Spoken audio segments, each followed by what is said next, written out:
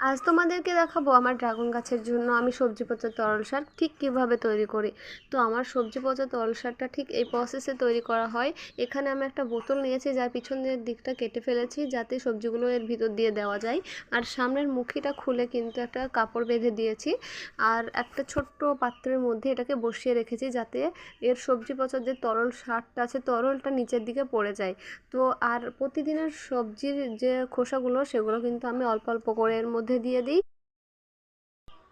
প্রত্যেক দিনের কিন্তু সবজির খোসাগুলো একসাথে দিয়ে আমার ঠিক অতটুকু না সবজি পচা তলসা তৈরি হয়েছে। আপনারা বড় পাত্র চাইলে বড় পাত্রে নিতে পারেন। আমার বেশি গাছ নেই, যে মাত্র আমার ড্রাগন গাছ দুটো ক্যারেটে আছে, তাই আমার অল্পতেই হয়ে যাবে। তো এটা কিন্তু তোমরা সারা বছর সংরক্ষণ করে রাখতে পারো। আর এই যে আমার এতটুকু সবজি পচা তলসা তৈরি হয়েছে, আবার কিন্তু আমি এইটা দিয়ে ভালোভাবে ঢেকে রাখবো যাতে আমার এটা কিছুতেই মানে ঠান্ডা না হয়ে যায়। এটা যত ভালোভাবে গরম ধরবে ততই কিন্তু সারটা বেশি তৈরি হবে।